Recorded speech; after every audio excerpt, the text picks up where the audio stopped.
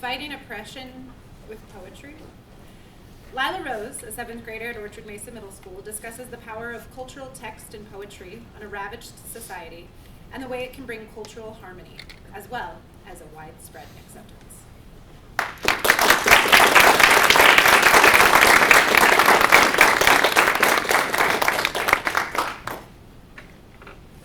Oppression.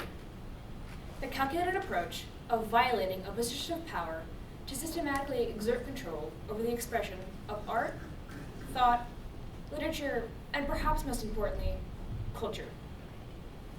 Oppression has existed for centuries, endeavoring to suppress public beliefs and even groups of people. Nevertheless, resistance to this has also been active for as long as oppression has existed, some movements yielding sway and others failing soon after the problem originated. However, I sincerely doubt this subjugation has been present in many of your lives as we live in the Americas, a place where freedom is widely distributed throughout every aspect of today's society. But despite the absence of withheld rights from our society, we must consider all communities in the world, because by identifying the movements which succeeded against stemming oppression, we may all learn that the solution to resistance is not violence, but something much more powerful. In this bird's eye view of all the communities in the world, we can find success against oppression, surprisingly, in Africa. Success specifically cultivated in Senegal, a country on the western coast of the continent. This community, through strife and struggle, found a way to keep its culture alive and thriving despite the numerous forces hammering upon the freedom of their beliefs and the validation of their personal lives. They acted peacefully. And more specifically, they acted through literature. But to discuss the success of Senegal against oppression through literature, we must first, obviously, discuss the problem presented. And to consider the problem, we must review what led to the problem itself, the history of Senegal. Senegal's origin is found in the native people of the land. Numerous tribes and groups existed more or less harmoniously, respectful of the few borders between them, and above all, respectful of the culture, shared or divergent. Many small tribes became kingdoms, and then kingdoms became great empires known for centuries afterwards. But beginning in 1444, trouble began. Colonizational trouble. For those of you who don't know, colonization is the act of forcefully encroaching into another's territory without consent, often bringing with it the destruction of many unique native art forms, causing much suffering in the Old and New Worlds. But back to the story. Portuguese navigators landed on the coast of Senegal, and with the aim of trading with the local natives, they set up a trading center at the mouth of the Senegal River. Portuguese then colonized the island of Guri, a small island off the coast of Senegal. However, along with providing natural resources, Senegal also provided a type of resource much more valuable. Senegal was a prime source for slaves in the transatlantic slave trade, a horrific practice of enslaving native Africans and sending them in ships to the Americas, where they were forced to work plantations and to serve other needs of their white masters. This process continued until 1848, when a continental prohibition occurred. However, unfortunately, European powers did not disappear from Senegal. Around the 17th century, Dutch and French forces began to migrate from their respective countries, vying for the plentiful natural resources of Africa.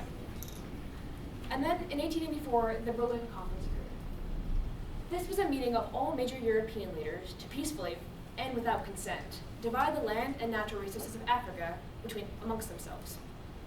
Among the divisions, France gained complete control of Senegal and wasted no time with pushing inland and coercing with the Senegalese society. After all, their aim was to harness the economy to their benefit.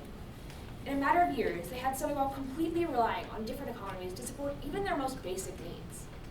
From expert J. Paul Barker, quote, as production of cash crops became the sole product of the economy, the society became dependent on the French access to foreign markets and imports just to provide for basic needs.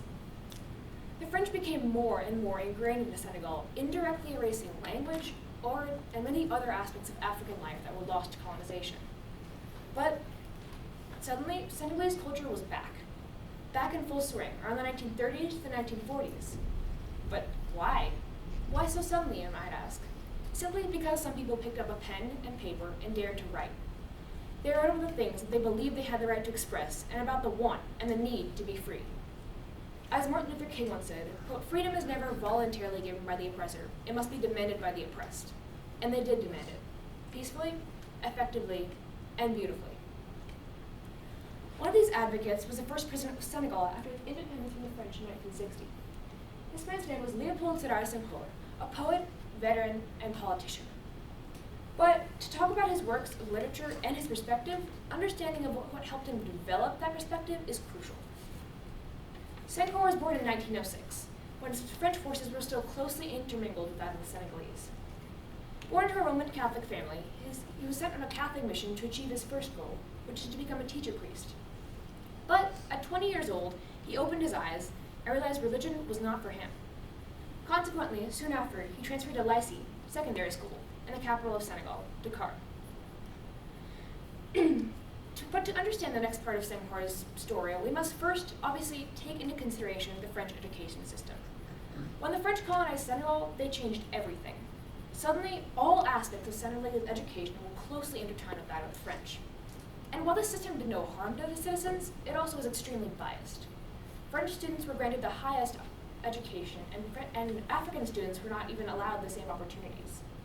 But Léopold Sédar Senghor defied that, already beginning his belief that Africans should be granted every right as the French, cultural and otherwise. So after this, years of schooling strengthened his already existing belief that African culture could actually contribute greatly to the modern society if granted the chance to yield sway. And then, in 1935, at the age of 29 years old, he achieved the rank of agrégé, the highest rank of French qualified teacher. And while this was a great achievement personally, it also was Senegal's and Africa's achievement. Because while achieving this, Léopold Sédar Senghor had become the first African to even reach this height, proving that Africans were stout equals to their colonizing powers. Soon after, Senghor became a teacher at the École nationale de la France de Outre-mer, a French school. But, as implied by the fact he became the first president, he was not destined to remain a teacher. He was drafted in 1939 for World War II and sent off shortly after. While enduring the struggles and the bloodiness of war, his perspective developed substantially on the way Africans were being forced to fight for their colonizing powers with no regard for their own safety. And then, later that year, the unspeakable happened. He was captured by the Nazis and brought to a concentration camp where he endured hundreds of hours of forced labor. Senghor was surrounded by death. Death so awful in such amounts that nothing could alleviate the horror of it all. That is, except one very powerful thing: literature. While he was in the concentration camp, Senghor began to write poetry.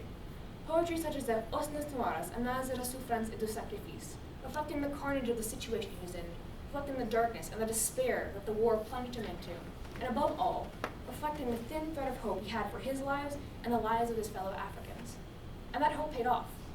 He was rescued in 1942 by his own forces and joined Nazi resistance parties in France.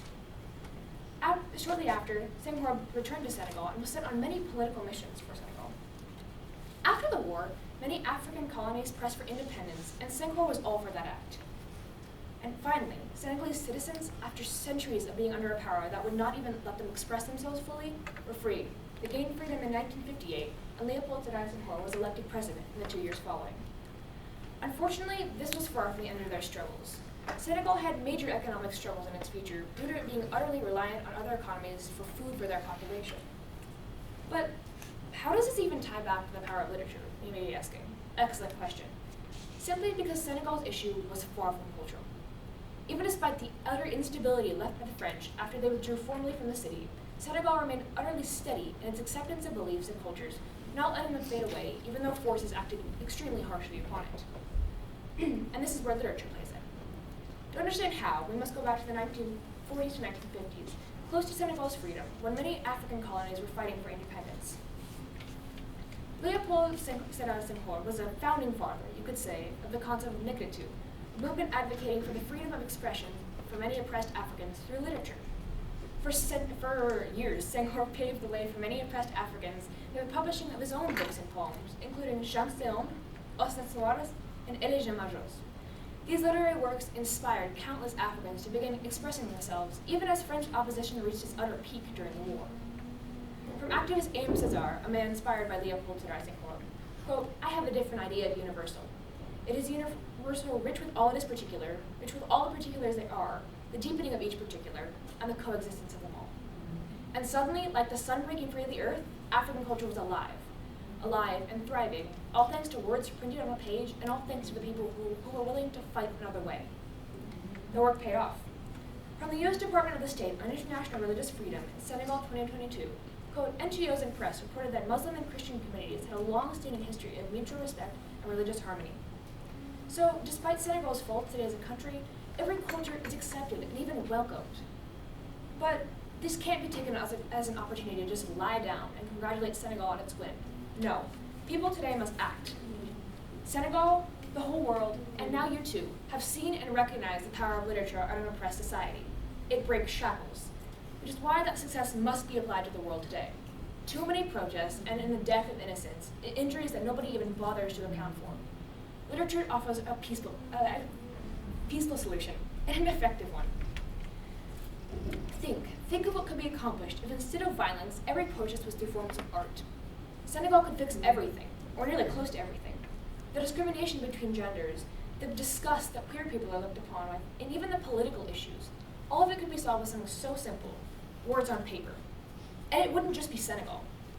Even in the Americas, so many forms of oppression can be fought against. Not with violence, nor with hate, but with something beautiful and something personal. Can you see it? From Holocaust survivor Ivan Klima, quote, I realized the amazing power of literature and of the human imagination generally, to make the dead live and to stop the living from dying. Thank you for your time.